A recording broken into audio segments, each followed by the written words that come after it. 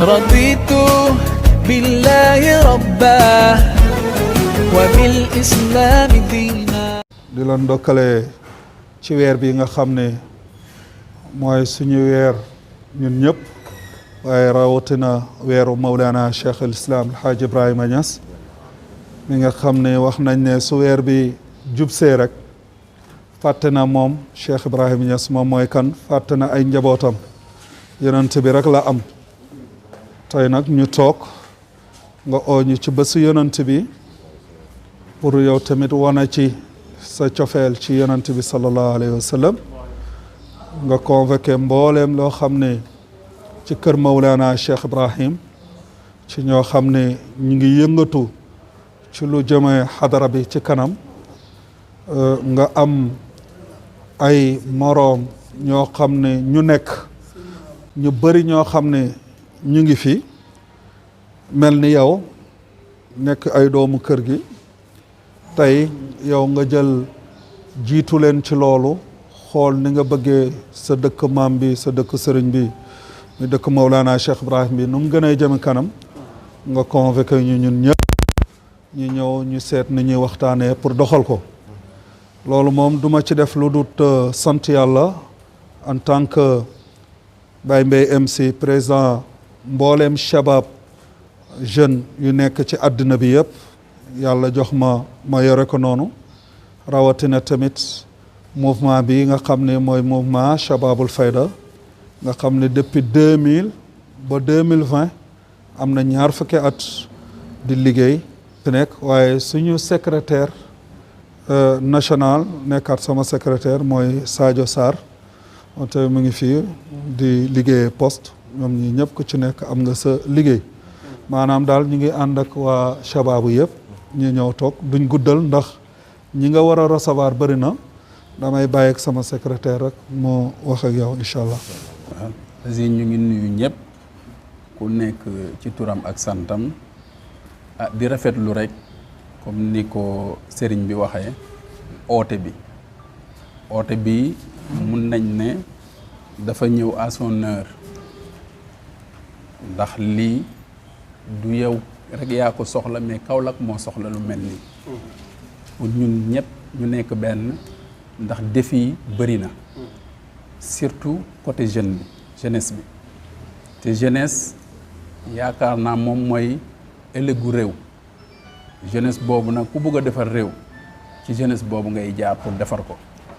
objectif boobu mbaa mission boobu moom la sëriñ bi gis ba xam ne pour Sénégal ñu defar ko, changer yenn comportement yi, il faut que ñu jaar ci ndaw ñi. moo tax en 2000 comme ni mu ko waxee, mu dajale mbooleem jeune yoo xam ne yaa ngi yëngatu ci xadra bi rek, mu utal ñu benn cadre boo xam ne dinañ ci mën a échanger, dinañ ci mën a communiquer, mais dinañ ci mën a jéem as tuut loo xam ne mun nañ ci jëriñ suñ bopp, mais jëriñ ci ñeneen ñi. gis nañ ku ci nekk volonté bi nga am pour mën a fekkee ci bés bi. mu fekk ñu amoon benn organisation interne ci wàllu organisation biir kër Baye Mbaye mbaa ci Kamba,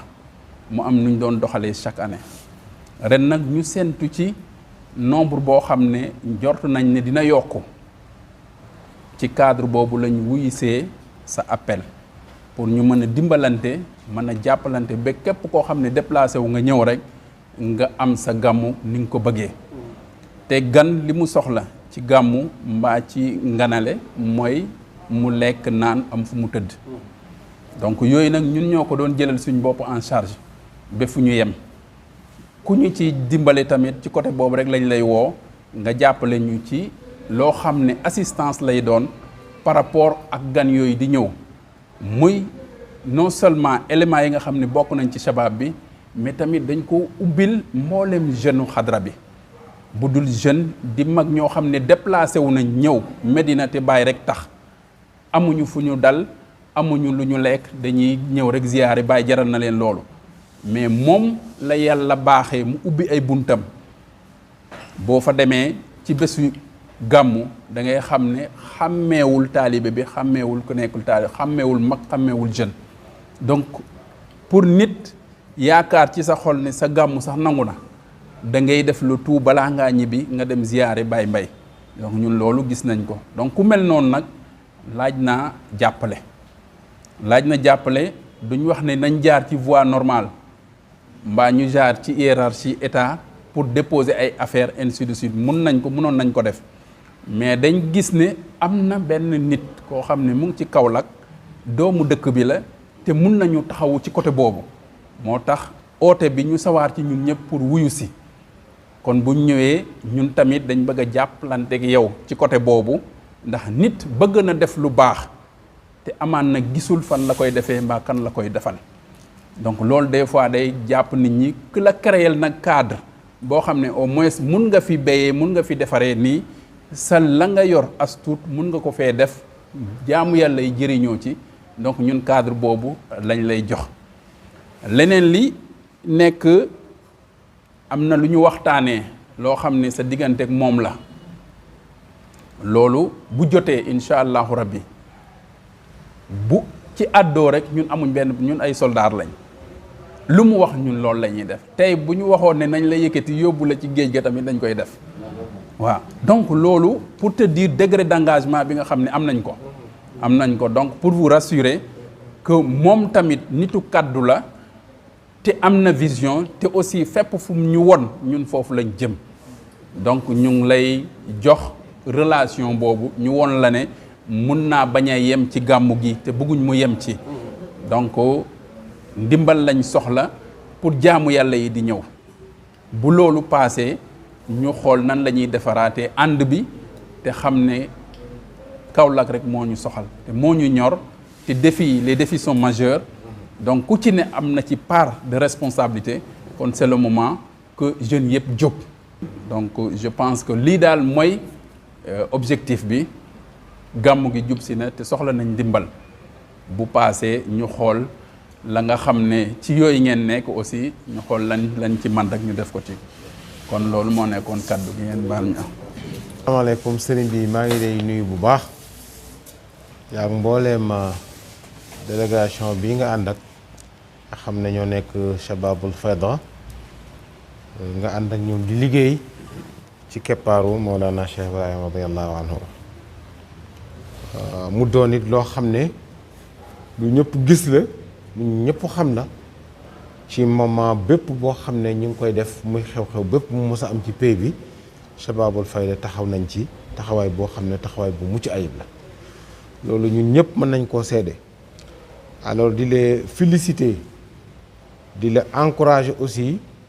ci liggéey bu rëy boobu parce que jeunesse moo gën a jafe ci mbooloo donc képp ku yàlla dimbalee nga liggéey ak ñoom ba sose leen ba mën a ànd ak ñoom at yi nga ànd ak ñoom di liggéey mooy ne lañ ko daj doo ko nettali donc vraiment maa ngi lay féliciter ci loolu bu baax waaye yooyu yëpp li ma jàpp mooy amul pertement parce que bu dul jureel gi liggéeyal Maulana Cheikh Ibrahim war naa jar nga liggéey loolu même bu dul jureel gi donc vraiment loolu rek war naa tax ñu encourager la loolu war naa tax ñu jàppalante ak yow war naa taxit li ngay daj ci événement yi ak ni événement yi tuddee ak sa mbooloo niñ ciy daj loolu war naa tax ñu jàppalante ak yow dama wax léegi nag ci ay délégation yi fi jiitu ne ñun suñu ndam wala li suñu kilifa yi di xaar ci ñun mooy ñu fexe ba gàmmu gi buñ fi dégg benn mbir boo xam ne dañuy wax ne lu ñu waroon def la ci defuñu ko loolu mooy suñu ndam du nekk ak suñuy mbokk nekk ak suñuy xarit ak suñuy frère di yendandoo di fanaanandoo guddi ak bëccëg ñu am xew-xew bu toll ne xew-xew bii nii di am dara lu leen ci naqadi wala lu manqué loolu bu boobaa du autorité yi ci kaw ñun ñii ci suuf ñoo raté suñu mission yi donc vraiment maa ngi lay wax ne la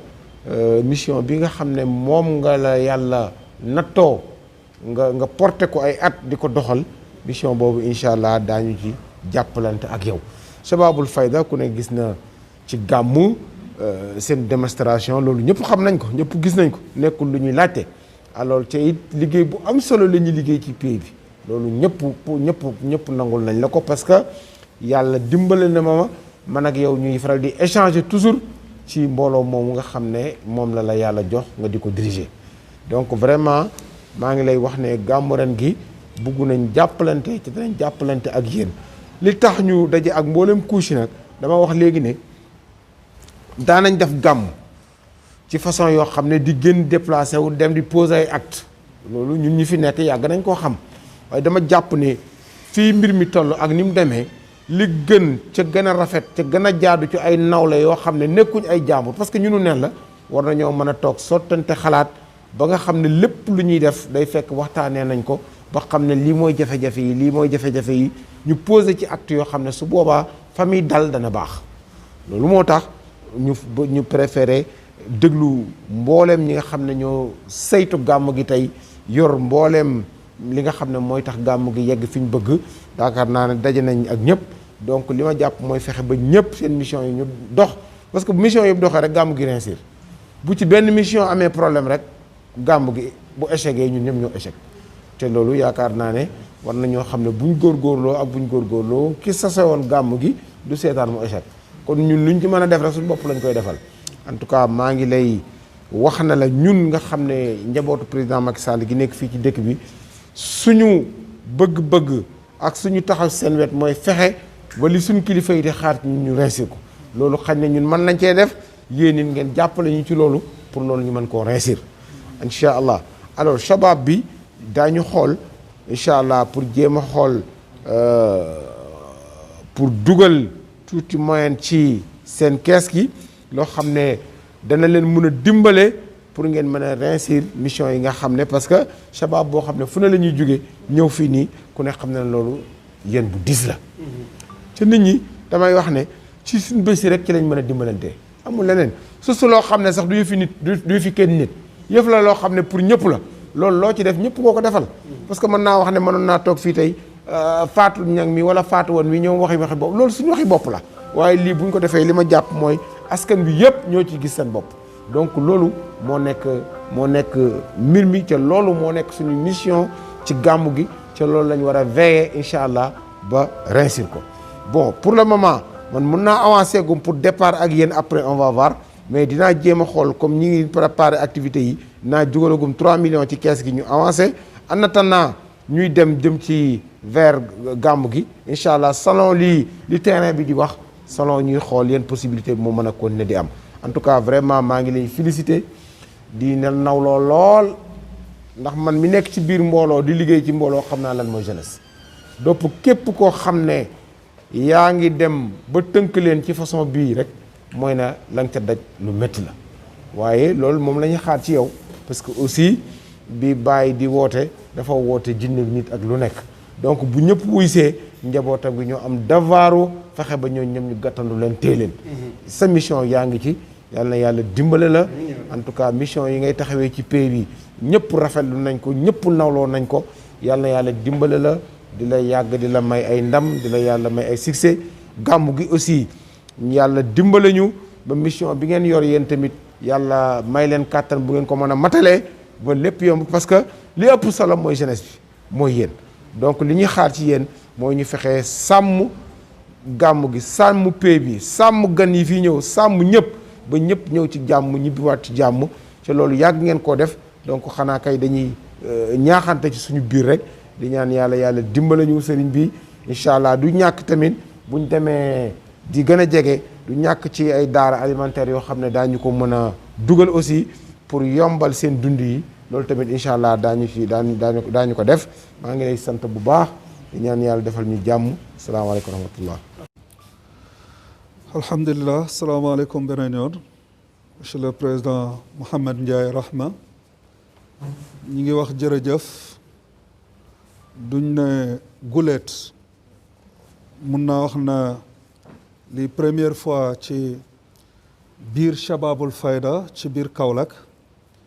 nit jóg engagé gis lu ñuy liggéey mu ñëw taxaw dimbalanteek ñoom def ko mu ngi soog a am fii ci Kaolack nangaan bañ commencé ñun Shababul Fayda ba tey kon encourage boobu ak lu rafet lii nga def kon tey soo taxawee tamit ci li nga xam ne mun naa am njiitu réew mu yeggeewu fa wala mënu koo xam parce que président kilifa rek la lu nekk mun nañ la ko wax mais dëgg-dëgg tey yàlla moo may seede maa ngi toog biir Medina Baye ci ron teen bi ñun ñëpp a ngi toog ak waa Medina yu fa nekk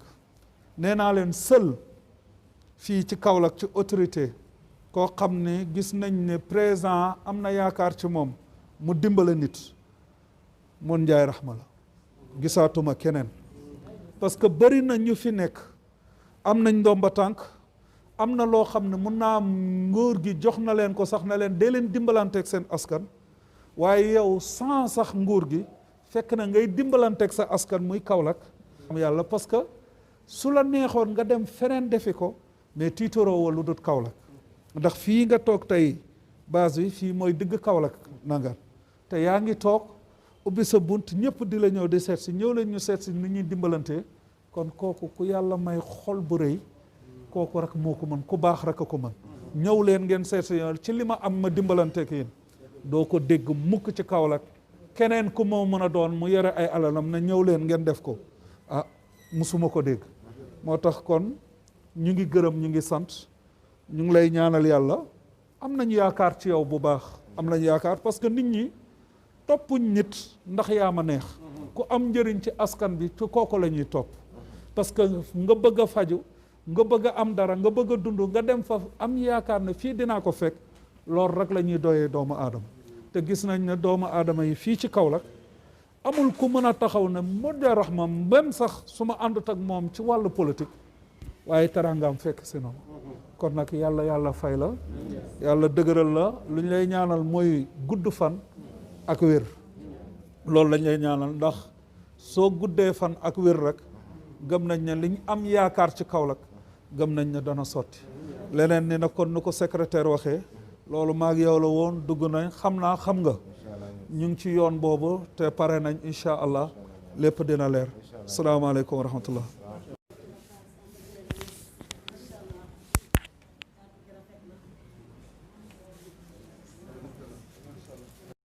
رضيت